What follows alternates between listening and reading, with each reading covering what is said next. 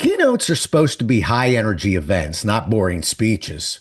But on today's show, we're going to be talking to a professional speaker who has spoken on 5 continents to over 2 million people and over 3,500 shows. Now, notice I said shows because that's what he calls them.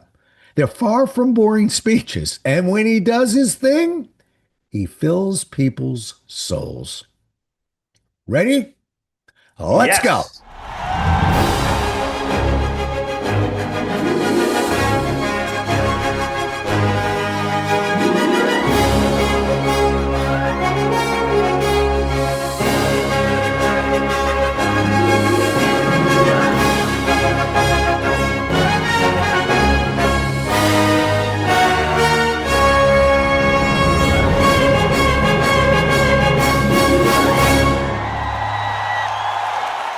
My name is Alvin Law, and I've been 1981 was a big year in my life. I was young and naive and probably a bit crazy, but I went out from broadcasting into a career in motivational speaking, and all I ever knew was I didn't know what I was doing. But as I went along, I discovered the most important audience for me was clearly going to be students. I had a corner on the market in Canada for many, many years, way before the market became as saturated as it is now. But my story of life without arms was the most compelling part of my examples to people. So I wasn't necessarily just saying, look what I can do, although it is in the show. What I was actually saying was, if I can do this, then when you're facing your own obstacle or challenge, maybe you can use me as your inspiration to know we all are up against something. And where that was students first in 2025, not much has changed. Just the age of the audience, just the locales that I speak at, less gymnasiums, more conference centers. But probably the most important element that I can say in my introduction is you have to see me to see the show to understand why I am who I am. And I could talk for 15 minutes to introduce myself and brag about what I do, but I let my actions speak for themselves. So I hope you enjoy this. Oh, and by the way, be ready with your sense of humor. Thank you. Ready to let's go. Absolutely. And I'm going to brag about you a little bit because I want you to know with us today, not only we have an international keynote speaker, 2-time Hall of Fame recipient. He is a musician, he's an actor, he's an author, he's a certified speaking professional, member of the Canadian Speakers Hall of Fame and Canadian Disability Hall of Fame. And this is the part that got me because, Alvin, you don't know this. I do charity auctions. And I've been a licensed auctioneer for, I guess, 15 years. I'm Wow. proud of the fact, folks, I've raised over $13 million. And before you pat me on the back too hard, my man here has raised, for assorted charities in his career, $225 million. And that took my breath away. I got some catching up to do, Alvin. I'm thrilled to have you on the show, really. I, and he was ready. He was ready to go. I was actually going to set up the challenge. He just took over and said, "No, I'm going." He busted in the room and away we went. Let's jump into the conversation. You refer to what you do as a show. And that right off the bat, I was like, oh, I'm going to like this guy. It doesn't call it a speech, calls it a show. What's the difference in your mind between, a show and what we would call a keynote? Well, first of all, the heart of my life has been music. Without going too far down the rabbit hole, and we will talk about my having no arms, that's a very important part of why it's a show.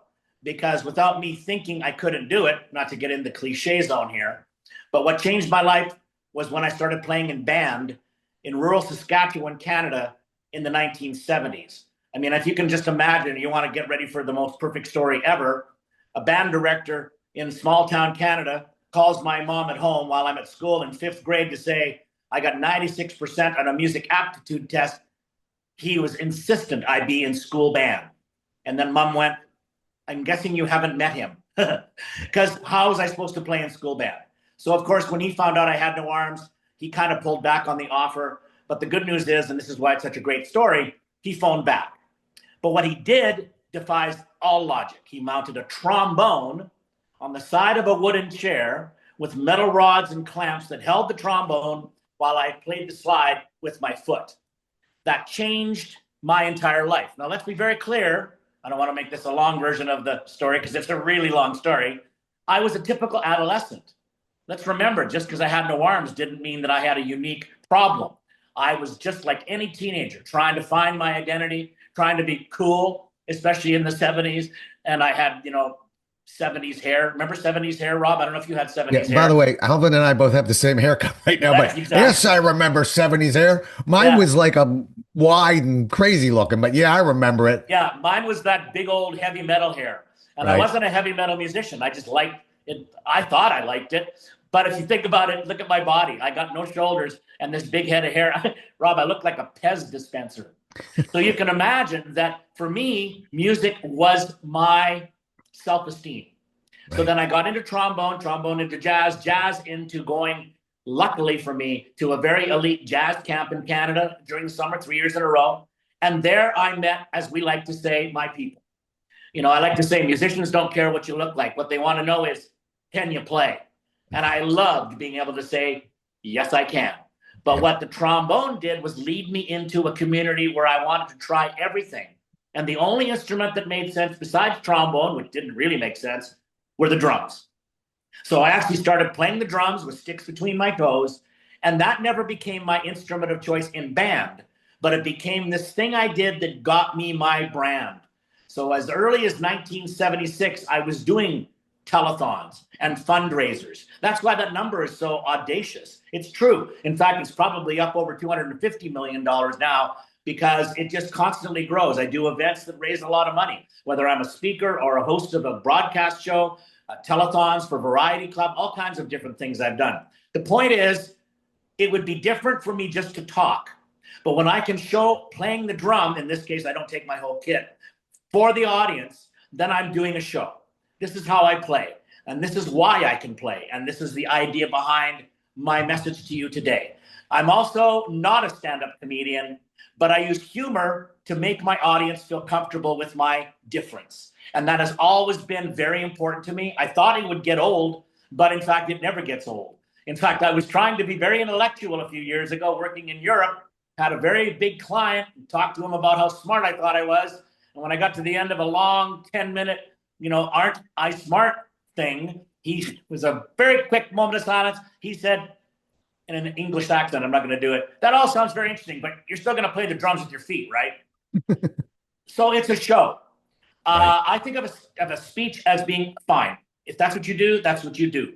But I want to entertain my audience. I want them to enjoy the experience. But more than anything, I want them to have that open their heart. And as we've already covered, souls to the possibilities of their life. Right. And Alvin, can you give your website real fast? We'll get it again at the end of the show, but give it right Yeah, now it's and I'll just tell you why. alvinlaw.com. It's as What is simple as it? that. alvinlaw.com. Okay. And the reason why I want you to put it up there is because I've been to your website. So I've seen the picture of you playing that trombone. And hearing it is one thing. Seeing it is a completely different thing. And you look, was that high school? I mean, you look like a kid. I was. Yeah. Extra, and I've saw the pictures of you with the drums too, by the way. It's really an extraordinary website, and you'll get to know Alvin a little bit more as I do. I don't normally peruse websites for very long, but I could not get off your website. Oh, It's really well done, and I think a picture speaks 1,000 words. I mean, it really does tell a lot of the story. If I didn't get an opportunity to meet you today, that was very valuable to me to get to understand you a little bit. Incredible. So, I know you do keynotes. You do any workshops, or are you just a keynote guy? I'm just a keynote guy. Okay. And I made that very clear when I began doing this. And I know that sounds like I'm very narrowy in my lane. We use that word a lot in the speaking industry, don't we? Pick a Yes, we lane. do. Yeah. And I've heard that and I acknowledge it. I really, really do. But, if I was going to ask you after you've now gotten to know me, this is going to be kind of, I don't know if this is how you do things, bro. What do you think I speak about? It's interesting because even in my questions, I did not hone in on the disability. I honed in on more of your message of hope and positivity, and you can do what you need to in this world. Yeah. That's sort of what I was picking from it. Well, and I thank you for that. By the way, we're going to be very, very honest today. I have no intention of offending anybody, but we need to be truthful. And the truth is, I am looked at like a person with a disability. And Hmm. that's okay. That's never bothered me because that's what I grew up with. I grew up with the idea, a lot of people ask me, especially press, when did you start speaking? And honestly, not being cheeky, the answer is 1963. And they When he go, was hey, born. wait, when were you born? Yeah. 1960. Well, wait, come on, give me the answer. That is the answer. You know why? Because my mother empowered me to answer the questions of what happened to your little boy. And she would Mm. say it to people all the time because they would see me. I was not being hidden in our, home. I was being put out in the community because that's what my parents did. They were very active in this small Saskatchewan town. And I literally was raised by that village that we've heard so many things about. But my mom made sure whenever somebody asked me, because, hey, Rob, man, it's a good question. What happened to me? It's a great question. We want to ask that question more of people that we notice their differences. But here's the irony. As we've learned from life in the history of our humanity, some of the most difficult disabilities are hidden ones we cannot see. Things like, well, my wife is deaf, for example. She didn't start her life deaf, she got deaf. Now she has a cochlear implant, which is a whole other story we can talk about if you like later. But when people see us together, they kind of obviously make the stereotype. First of all, they can't believe, I'm going to say this, they can't believe I'm married to such an incredibly beautifully, physically hot chick. She is, man. I mean, she's just, you see my wife, you go, whoa, she's beautiful. I know. I have no idea how that happened. I know I fell in love with her because she's gorgeous. Why'd she fall in front of love with me? I don't think it was the biceps, I think it was just that attitude that we have is our energy. And what kind of energy are you putting out? Not you, Rob, but people, is how you're going to achieve your goals in life. I achieve my speaking goals by using that energy to talk about that alone. But I get pigeonholed. And it does annoy me a little bit because you're right, man. And I appreciate you noticing. I want to ask your audience, though, a question just to kind of contemplate, because let's talk about this for about 2 seconds. What would you do if you had no arms? I know it's almost a loony question, but I want people to imagine why I'm so capable and so able is because of what I teach. And if you want to listen to what I teach, you can learn some things for your life that have nothing to do with no arms. They've got everything to do with life's challenges, mental health, and as you said it, having some hope in what is becoming a bit of a dark place of Earth in 2025. Yeah. Well said, by the way. And I will tell you that for me, when I went to school, there was no ADD or anything like this. I was a kid who had a little trouble sitting still, and I was a kid who I'd read what everybody else read. Only it didn't stick the way it was. I had to read it 3 times, 4 times. I remember getting very frustrated right around middle school of, I thought I was smart, but how come I'm not retaining as much? But for me, and it's just a minor thing, it made me work harder, fight harder. In other words, I look at it as a blessing of maybe it's okay that things didn't come quite as easily. I only know one way to do things, even on a stage, and that's fight like heck. Yeah, That's all I know. it's a great educator, isn't it? And it obviously sounds a little sketchy to some people that are cynical. They're going, really? You're glad you had that? Yes. God, man, I wouldn't change a thing. Everyone says if you could have arms, would you? Why? Why would I want arms? They get in the way of everything, don't they? Well, you might not have met your wife. It's really incredible. We are who we are. Let's jump in back to the keynotes for a second. Some of us, when we're speaking, because you got some great pop in your voice, and sounds like you've been around a microphone a little bit. Yeah. So many of them feel will fall flat, or they're predictable. What do you think speakers are getting wrong when it comes to them trying to inspire people? And I don't mean just a motivational speech. I mean just trying to add some inspiration to their content. Well, first of all, I think you have to be really comfortable with a microphone. Hmm. I think you have to be almost, which is again why I'm saying this. And by the way, let me make sure that I say this first. I am not judging, and I'm not saying you got to have my style to be successful. In fact, that's exactly my point. You've got to be yourself. Right. And some of the yourselves out there are a bit dry.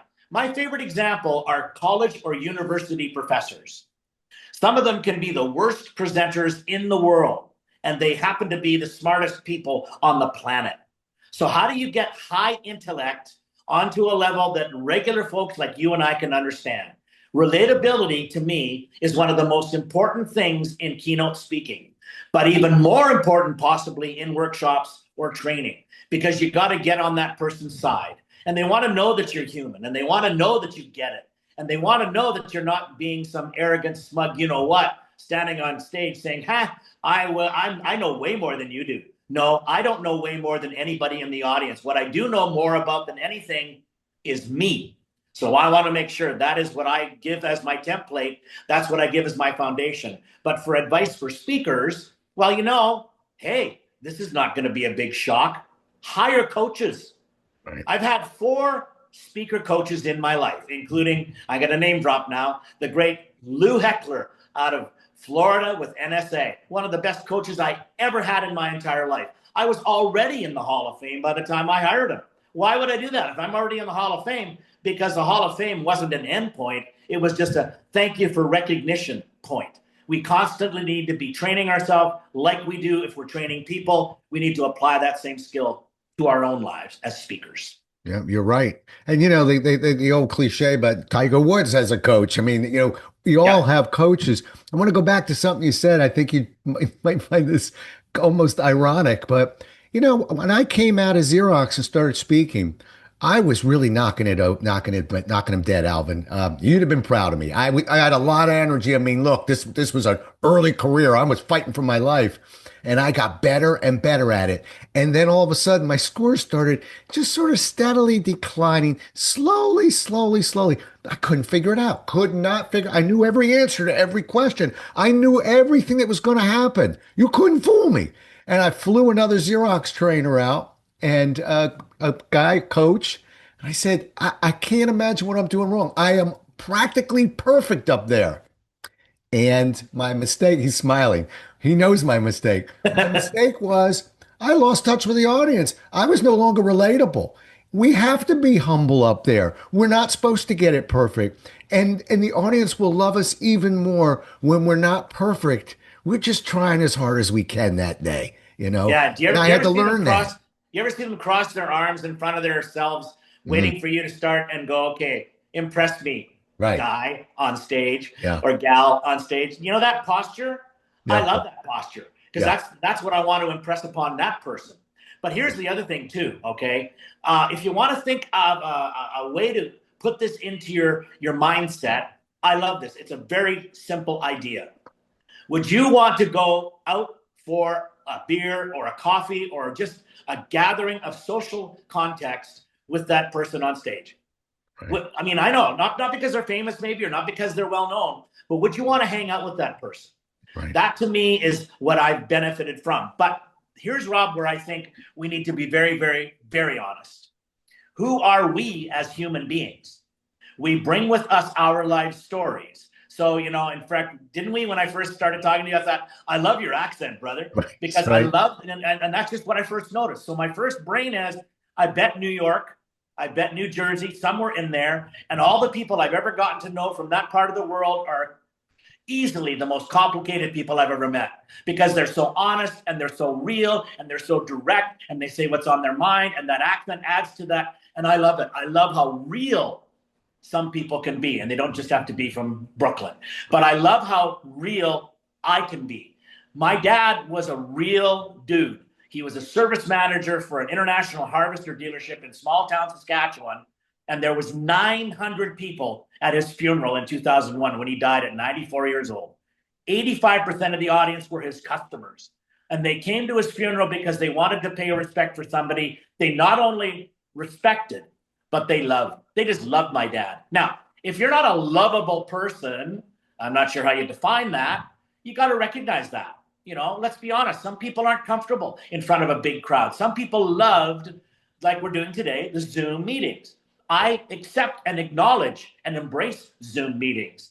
But if I want to really get my moment across to an audience, I want to be in front of them live.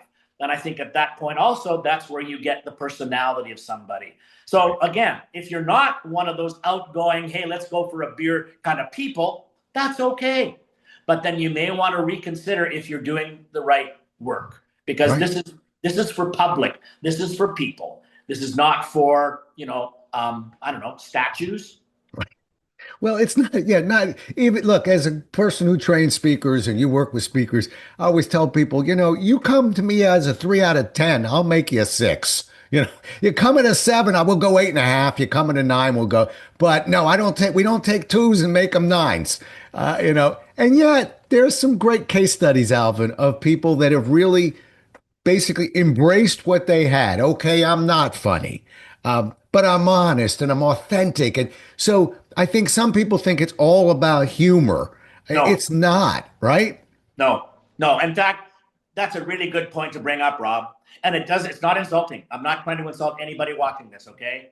But some people just don't have that comic thing, whether it's the timing or, sometimes also, and this is the one I've noticed that I want to be very clear. This is from my perspective. I've had a lot of people in my life say things they think are funny at my expense, and they're not very funny. Like, I'll give you an example. A lot of people will come up to me and say, hey, can I give you a hand? How about 2? Is that funny? No. But I'm not offended because I understand they're not comfortable with me. But that kind of humor does not work on stage. In fact, I've actually been very, very uncomfortable in some organizations or companies I've worked for when they've had a comedian for their dinner and they're inappropriate and they use foul language. I mean, I've used the foul words a couple of times myself, and I don't dislike, Chris Rock or somebody. But in a conference setting, you have to be the kind of person that is going to be right in the middle of the road, not too loud, not too quiet. You know what I mean? And I Oh, I think know that's what you another mean. thing about our style. Yeah. We need to embrace who we are as a human being. Yeah. But again, if we want to be something more than we are right now, then we learn. Right.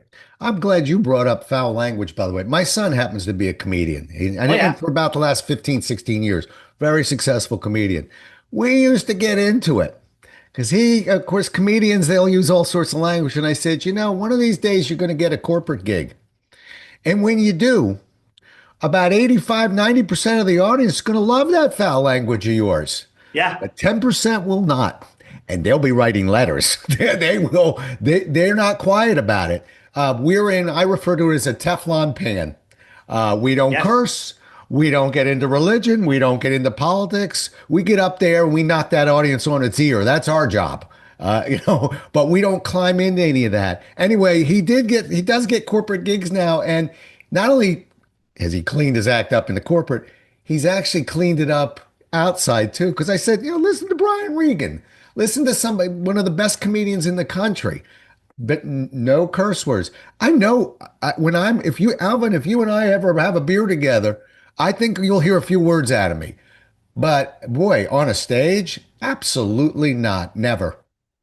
Well, and to be quite clear about this too, I think it's a difference between whether you're working clubs as a stand-up versus working organizations and conventions as entertainment for them. There's a very, very obvious line to me. But at the end of the day, here's another thing to keep in mind. Some people that use the bad words are just really, really funny when they do it because of how their style is. And I Mhm. think that's the thing. Here's the other one that I think I want to make sure we cover this before we finish off this podcast. And Okay. that is, we must love what we do. Yeah. I mean, why am I doing this after 1981? What's the math on that one? Huh? I still love what I do. And I don't have to be in front of 5,000 people at the MGM Grand in Las Vegas to love what I do. I had 155 people at a small gala fundraiser in a little place called Saskatoon, Saskatchewan on Friday night. I grew up in Saskatchewan. My celebrity is really big there. Believe it or not, it's like being famous in Iowa. It's really easy. But to go there and do that for a charity was just as important to me as being up in front of 5,000 of executives from some Fortune 500 company. We must enjoy every single show we do, no matter where it is, no matter whether the hotel is nice or we're staying in a real seedy dive. It doesn't matter. We've accepted this life of being on the road, to entertain people, to inspire people, but more than anything, to help the world become a hopefully better place. Yeah. Amen to that. And can I add one more thing to what you just said? Yeah. First of all, yeah, listen, Alvin and I, you put 500 people in front of us and don't put them in a 1,000 person arena either. Give me 500 and 500 seats. And it is an amazing experience. Sometimes we get 500 seats and there's 12 people in there. It's going to That's be an right. amazing experience. And here's the part that I want also people to understand. Then there's the money aspect. Sometimes, Alvin, you and I get paid very well for what we do. And sometimes, for whatever reason, maybe it's a charity, whatever, company doesn't have a big budget, but really love the company and I like what I'm seeing. Once we sign our line on on the line that is dotted, basically, and get that contract signed, because I had clients say, I hope, it's okay. I no longer care whether you're paying me a penny or $50,000. You're getting everything in the tank, and people need to respond and understand that. I'll tell you a perfect example of that. All right. Last night, we're kind of getting ready for dinner. The doorbell rings. Who's at the door? Two little Boy Scouts and their dad selling popcorn as a fundraiser. Okay. So they come in, they're what? 6 and 8. And the Right. dad says, I've seen you speak. You spoke to me when I was a teenager 15 years ago. Boys, you should hear this man talk. Would you mind telling him about you, Mr. Law? Would you mind? Would that be okay? Sure. So for 5 minutes, I talked to a 7 and 9-year-old boys while his dad is glowing at the door right here, right next to me. I'm in my living room. This is my home. I'm right. I don't have a fancy studio, brother. This is who I am. Right. That was just as powerful of 5 minutes with those two little boys as I would be doing if I was up on stage in some Manhattan complex. I mean that, and I'm not bragging. Right. This is not ego. This is actually the opposite. We Right. need to be humble in this Exactly. business. We're Right. so lucky to get to do it. And I am grateful every single time. Now, do I wish I was doing the pre-COVID numbers? No. Yeah, of course I do. COVID ruined the world of motivational and keynote speakers, as far as I'm concerned. Will it come back? I'm hopeful, because I'm hopeful with everything.